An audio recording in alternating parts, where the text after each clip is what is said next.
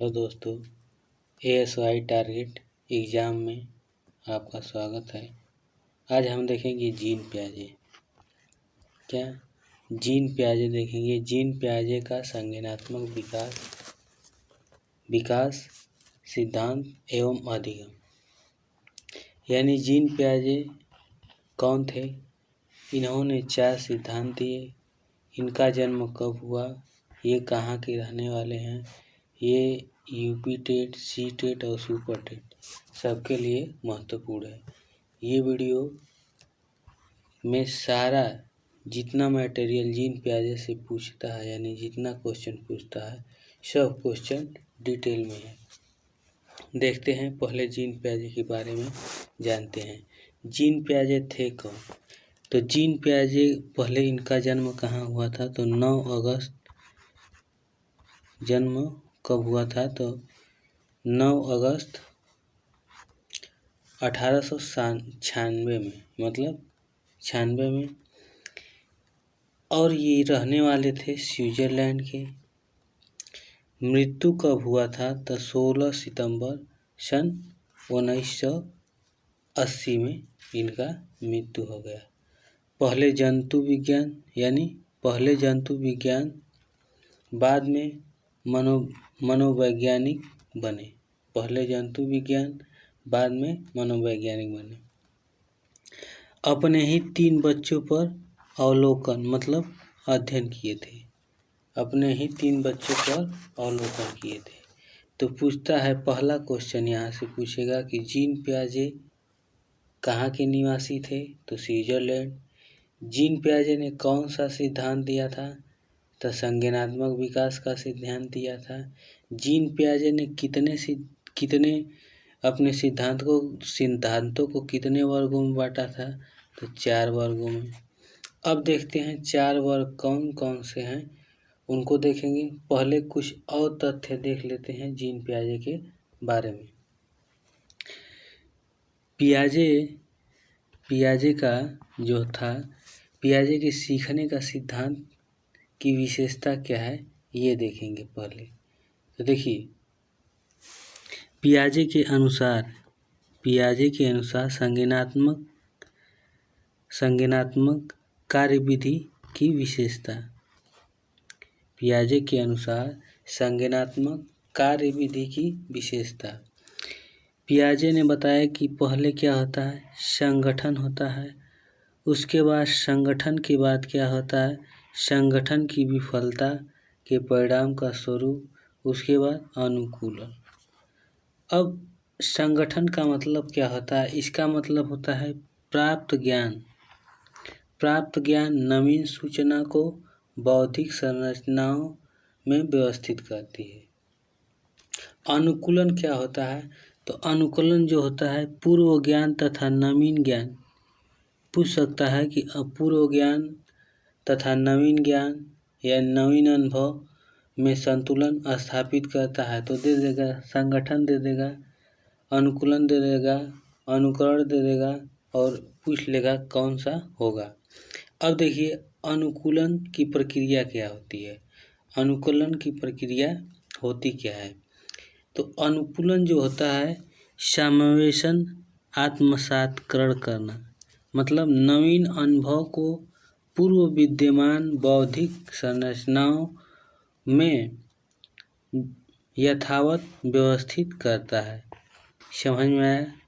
यानी नवीन अनुभव को पूर्व विद्यमान बौद्धिक संरचना में यथावत व्यवस्थित करता है। अब समष्टिकरण या समायोजन क्या होता है? समायोजन क्या होता है, ये देखेंगे। देखिए, नवीन अनुभव यानी नवीन अनुभव की दृष्टि से पूर्ववर्ती बौद्धिक संरचनाओं में सुधार करना, विस्तार करना या परिवर्तन करना क्या है? समष्टिकरण या समायोजन होता है। अब देखते हैं जीन पियाजे के संज्ञानात्मक विकास के सिद्धांत में प्रयुक्त महत्वपूर्ण तथ्य, मतलब कौन कौन से तत्व शामिल हैं। देखिए, पहला तत्व कौन सा है? बौद्धिक संरचना। क्या है? बौद्धिक संरचना। इसमें होता क्या है? बच्चे के मानसिक, क्या होता है? बच्चे के मानसिक संगठन या क्षमताओं को बौद्धिक संरचना कहते हैं। बौद्धिक संरचना किसे कहते हैं? बच्चे के मानसिक संगठन या क्षमताओं को बौद्धिक संरचना कहते हैं। अब साम्य धारण या संतुलन। संतुलन क्या होता है? आत्मसात्करण करना, यानी किसी भी ज्ञान को प्राप्त करना तथा समष्टिकरण की प्रक्रिया के बीच संतुलन या संतुलन को साम्य धारण कहते हैं। मतलब इसका कहने का मतलब हो समायोजन कह सकते हैं। मतलब जो ज्ञान प्राप्त करते हैं उसमें क्या करें? समाविष्टीकरण की प्रक्रिया के बीच संतुलन को स्थापित कर दें। यही क्या होता है? साम्य धारण या संतुलन की स्थिति होती है। जैसे मानसिक प्रक्रिया।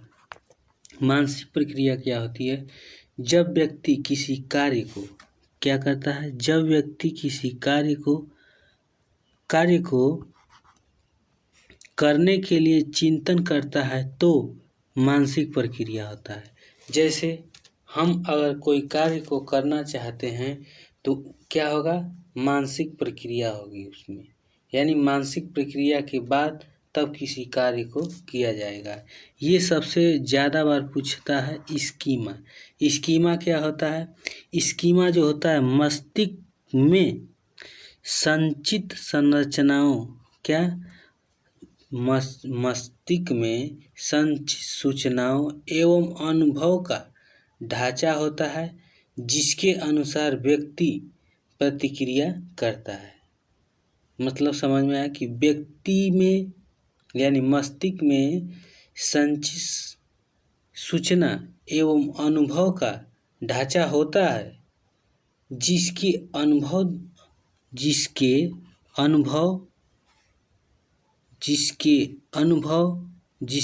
अनुसार व्यक्ति प्रतिक्रिया करता है। अब एक स्कीमा होता है, एक स्क्रिप्ट होता है। स्क्रिप्ट, इसका मतलब क्या होता है? किसी काम को करने के लिए हमारे पास विभिन्न प्रकार के तथ्य होते हैं। उसे क्या कहते हैं? स्क्रिप्ट्स कहते हैं। स्क्रिप्ट्स कहते हैं। अब अगला क्या है? विकेंद्रीकरण। ये क्या होता है? देखते हैं विकेंद्रीकरण क्या होता है। देखिए, किसी वस्तु की एक ही विशेषता के बारे में न सोचकर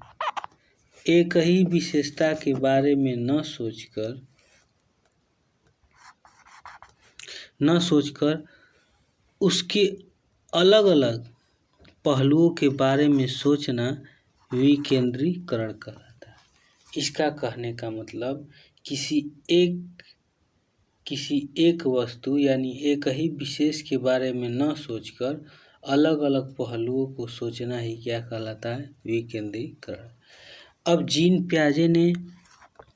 पियाजे के अनुसार संज्ञानात्मक विकास की अवस्था यानी कितने अवस्था में कितने भागों में बांटा? तो 4 भागों में बांटा।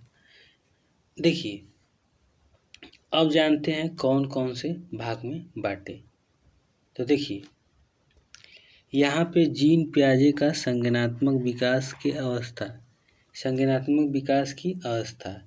संवेदी पेशी अवस्था 0 से 2 वर्ष, पूर्व संक्रियात्मक अवस्था जो 2 से 7 वर्ष, मूर्त संक्रियात्मक अवस्था 7 से 11 वर्ष, औपचारिक संक्रियात्मक अवस्था 11 से 15 वर्ष।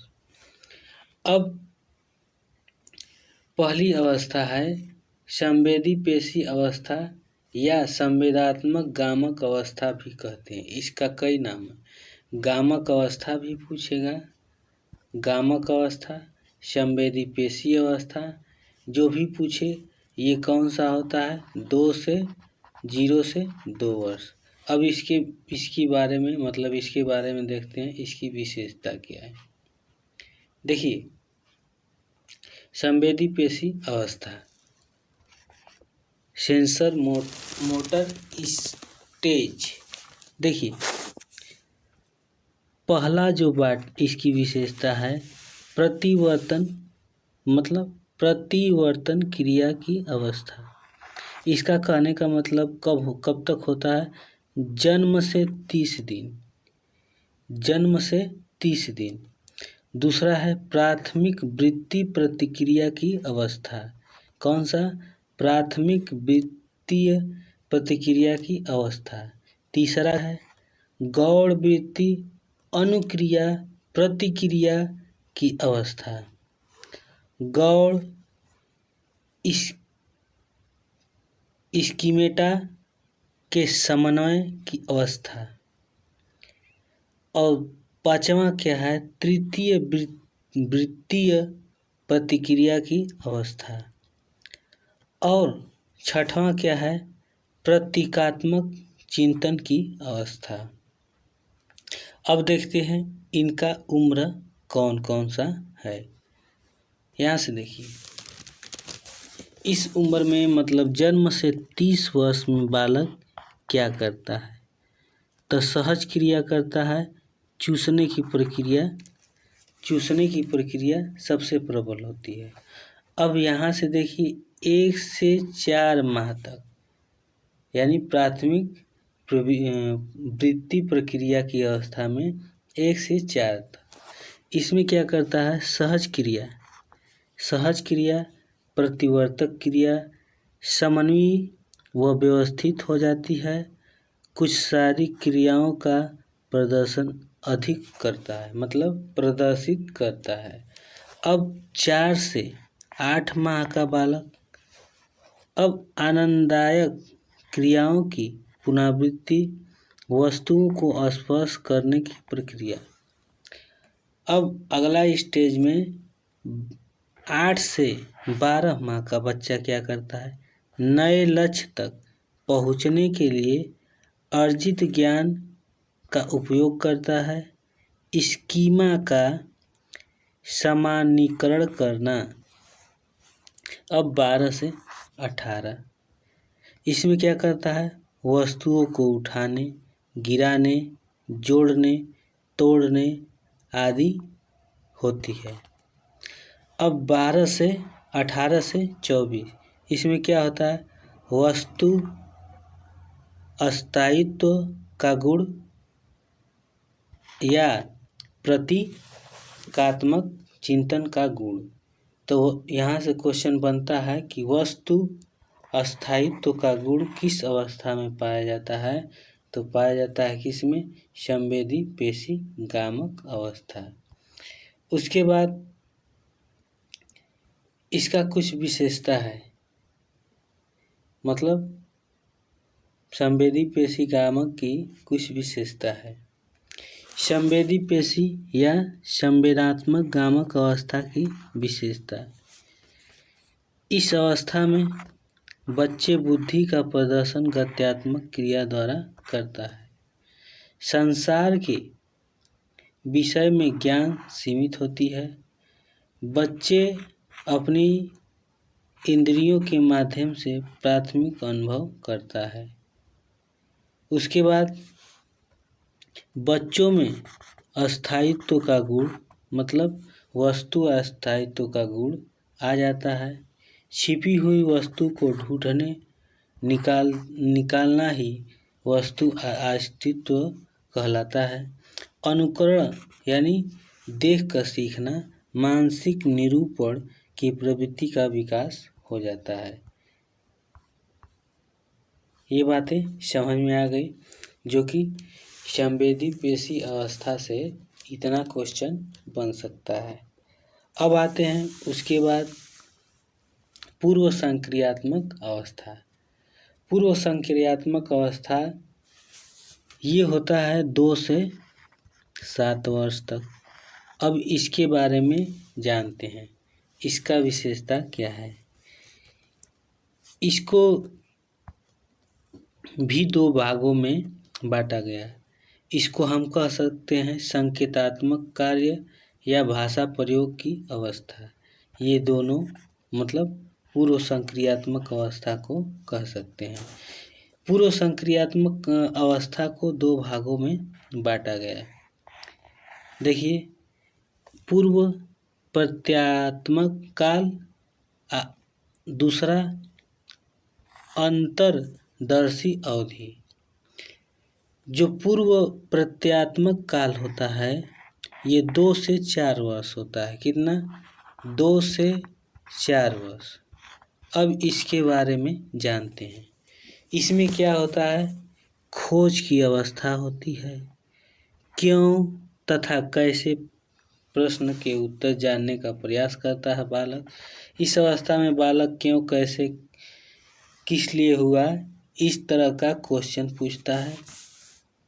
अनुकरण की प्रवृत्ति मतलब जिस व्यवहार को आप करेंगे उसी व्यवहार को बच्चा भी करेगा।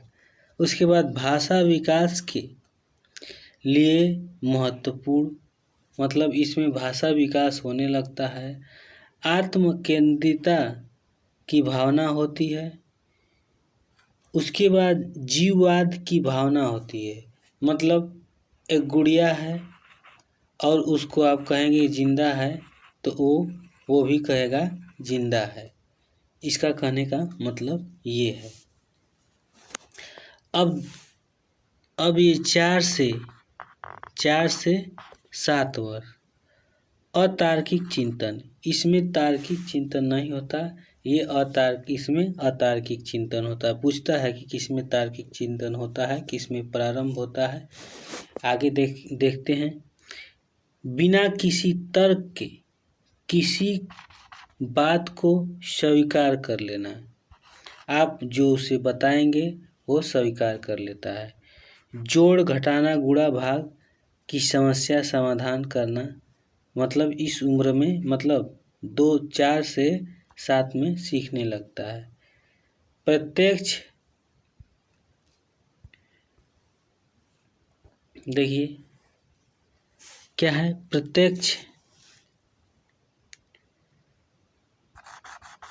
प्रत्यक्ष दिखाई देने वाली वस्तुओं पर आधारित चिंतन करना। विचार प्रक्रिया को अविलोम्यता देना।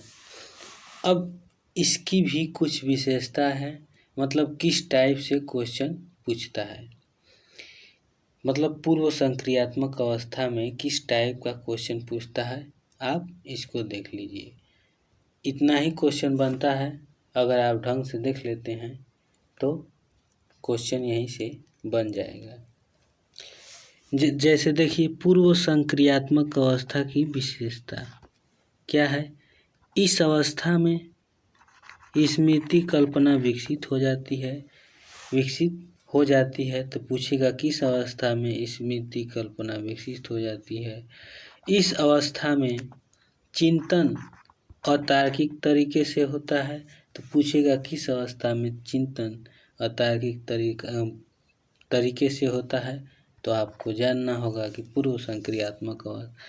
इस अवस्था में भाषा का प्रयोग परिपक्व हो जाता है। इस अवस्था में बालक स्वयं केंद्रित हो जाता है।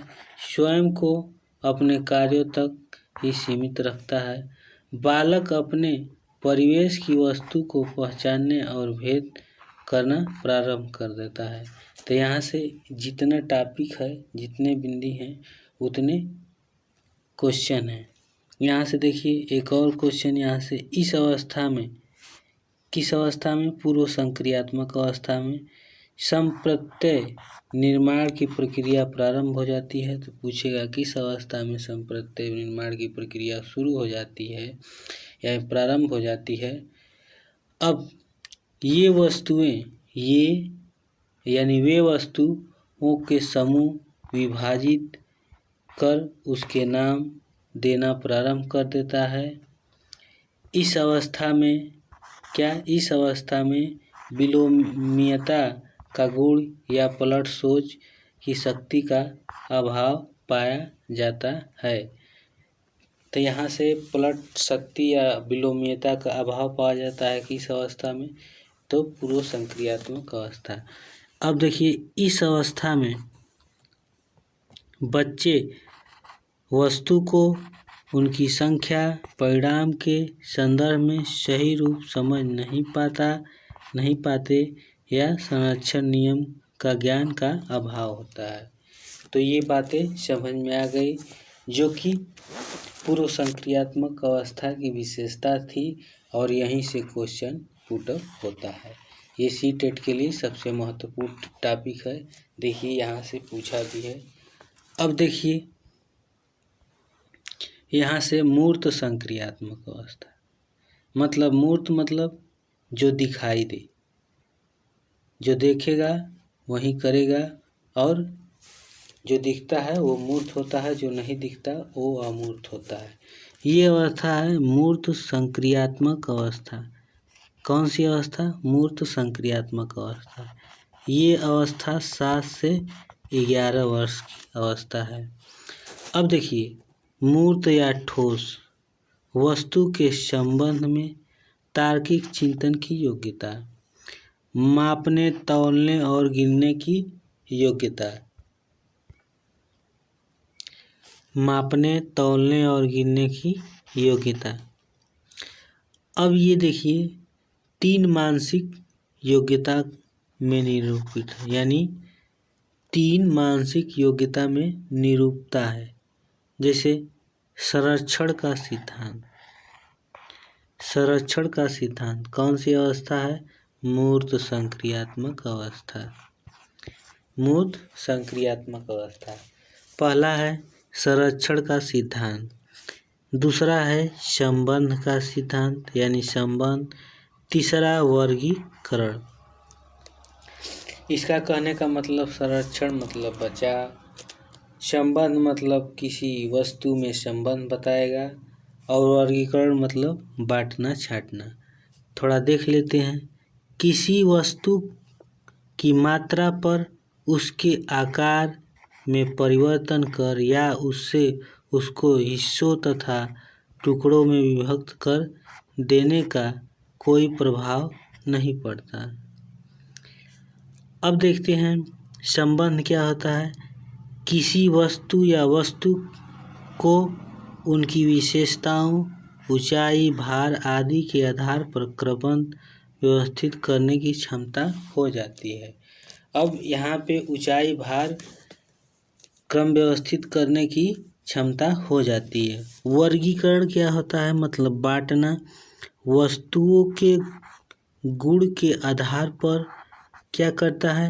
वर्गों या उपवर्गों में बांटने की क्षमता हो जाती है। अब देखते हैं संरक्षण को भी 2 गुण, मतलब 2 गुणों में, 2 भागों में बांटा गया। एक पीछे पढ़े थे कि विलोम्यता, और एक है तार्किक गुणवत्ता। तो तार्किक गुणवत्ता इसमें क्या होता है? इस अवस्था में प्रारंभ हो जाता है। इसका कहने का मतलब यही है। अब देखते हैं कुछ यहाँ से क्वेश्चन बनेगा। किस टाइप से क्वेश्चन बनता है यहाँ देखिए। पहले तो ये जानिए, मूर्त संक्रियात्मक अवस्था के भी तत्व हैं। कौन कौन से तत्व हैं? संरक्षण का सिद्धांत। तो संरक्षण का सिद्धांत में विलोमिता यानी उलट पुलट भी करेंगे तो समझ जाएगा। तार्किक गुणवत्ता भी होती है, संबंध भी होती है, और वर्गीकरण। अगर पूछ दे कि मूर्त संक्रियात्मक अवस्था के तत्व, तो मूर्त संक्रियात्मक अवस्था के 3 तत्व हैं: संरक्षण का सिद्धांत, संबंध और वर्गीकरण। इससे ज़्यादा नहीं पूछेगा। अब आते हैं इसमें क्वेश्चन कैसे बनता है, देखते जाइए। मूर्त संक्रियात्मक अवस्था, यहाँ से क्वेश्चन किस टाइप से बनता है। इस अवस्था में आत्म केंद्रित विचार में न्यूनता आने लगती है। इस अवस्था में मूर्त समस्याओं का समाधान बच्चे ढूंढने में सक्षम हो जाता है, किंतु अमूर्त समस्या की विशेषता नहीं सोच पाता। मूर्त तो कर लेता है, मतलब मूर्त मतलब जो देख रहा है वो तो समझ जाएगा, लेकिन जो नहीं देख रहा है उसके बारे में नहीं सोचता है। अब यहाँ से देखिए, इस अवस्था में चिंतन में क्रमबद्धता की कमी रहती है। इस अवस्था में बच्चे गणित पढ़ना, गिनती करने रुचि लेने लगता है। दो वस्तुओं में कौन सी वस्तु छोटी, कौन सी बड़ी, इस प्रकार का संबंध समझने लगता है। इस अवस्था में बच्चे यथार्थवादी और अधिक व्यवहारवादी होते हैं। आप जैसे व्यवहार करेंगे वैसे व्यवहार करेगा। अब देखिए, इस अवस्था के बच्चों में विलोमिता और संरक्षण नियम का ज्ञान हो जाता है। तो पूछेगा कि किस अवस्था में बच्चा में अवस्था के बच्चों में विलोमिता और संरक्षण का नियम का ज्ञान हो जाता है। ये जितने लाइन हैं उतने क्वेश्चन हैं, जितने लाइन हैं उतने क्वेश्चन हैं। देखते हैं और कुछ कहा है मूर्त संक्रियात्मक अवस्था के बारे में। देखिए, यहाँ पे एक डिफिनेशन है। बच्चे जो होते हैं सक्रिय ज्ञान निर्माण तथा नन्हे वैज्ञानिक हैं। ये किसने कहा था? तो ये किसने कहा था? तो पियाजे ने कहा था। अब नवीन जानकारी को शामिल करने के लिए वर्तमान स्कीमा बदलाव की प्रक्रिया कहलाती है समायोजन। 2 से 7 वर्ष का बच्चा किस अवस्था में है? तो 2 से 7 की अवस्था में किस अवस्था में है? तो पूर्व संक्रियात्मक अवस्था। अब बच्चे दुनिया के बारे में अपनी समझ सृजन करते हैं। किसने कहा? तो पियाजे ने कहा। अब देखते हैं, बच्चे दुनिया के बारे में अपना सृजन करते हैं। किसने कहा? तो पियाजे ने कहा था। घटना और वस्तु के बारे में एक बच्चा तार्किक रूप से सोच सकता है। यह किस अवस्था में? तो तार्किक रूप से सोच सकता है तो मूर्त संक्रियात्मक अवस्था। संज्ञानात्मक विकास के किस चरण पर बच्चा वस्तु अस्थायित्व को प्रदर्शित करता है? तो आपको पता है, पहली अवस्था संवेदी पेशी अवस्था या कामक अवस्था। अब देखते हैं, एक अवस्था और बची है औपचारिक अवस्था, जो कि 11 से 15 तक थी। 11 से 15 इसके बारे में देखेंगे। इसकी विशेषता देखिए, दिया है कि चिंतन में पूर्ण क्रमबद्धता आ जाती है। इसको औपचारिक अवस्था को क्या कहते हैं? अमूर्त अवस्था भी कहते हैं। अमूर्त अवस्था भी कहते हैं। ठीक। समस्या समाधान क्षमता का विकास हो जाता है। अमूर्त तथ्यों के संबंध में तार्किक चिंतन की योग्यता हो जाती है। प्रतीकात्मक शब्द रूपों को उपनामों आदि का बोध हो जाता है। देखिए, इसमें ज़्यादा कुछ नहीं है।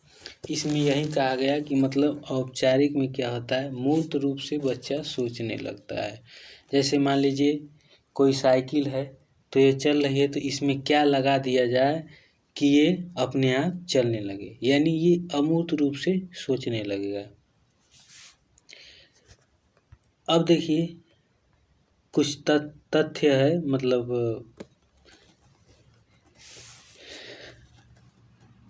क्वेश्चन है। जैसे पियाजे के संज्ञानात्मक विकास के सिद्धांत में 2 प्रक्रिया होती है। एक समावेशन होती है, एक समायोजन होती है। तो कितने प्रक्रिया? समावेशन और समायोजन। अब देखिए, प्रचलित योजनाओं में नई जानकारी जोड़ने को इस नाम से जाना जाता है। तो क्या कहते हैं? आत्मसातकरण, यानी पूर्व ज्ञान को नवीन ज्ञान में जोड़ना कहलाता है आत्मसातीकरण। अब देखते हैं कुछ इनकी नैतिक सिद्धांत भी है। कुछ इनकी नैतिक सिद्धांत भी है। जैसे नैतिक सिद्धांत क्या है जीन पियाजे का? नैतिक संप्रत्यय, नैतिकता का संप्रत्यय सामाजिक नियमों, मान्यताओं, सिद्धांतों तथा अपेक्षाओं के अनुरूप व्यवहार करना ही क्या है? नैतिकता है।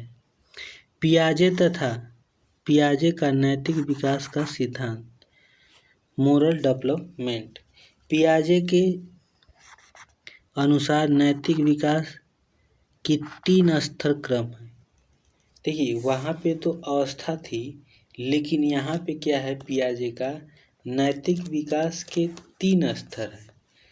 नैतिक यथार्थवाद, नैतिक समानता और नैतिक सापेक्षता। देखते हैं तीनों नियम में क्या कहा गया। पहले देखते हैं नैतिक यथार्थवाद, ये होता क्या है? यह नैतिक विकास का प्रथम चरण है। यह कब होता है? तो 7 से 8 वर्ष की आयु में चलता है। इस स्तर पर बालक का नैतिक विकास दूसरों द्वारा स्थापित नियमों पर आधारित होता है। इस स्तर पर बालक कार्यों में परिमाणों के आधार पर उनका मूल्यांकन करता है। इस स्तर पर बालक समझता है कि किसी घटना के संबंध में अन्य व्यक्ति को भी वही विचार है जो विचार, मतलब कहने का मतलब है कि इस स्तर पर बालक समझता है कि किसी घटना के संबंध में अन्य व्यक्ति को भी वही विचार है जो मेरे विचार हैं। इसे ही अहम केंद्रीकरण कहते हैं या कहा जाता है।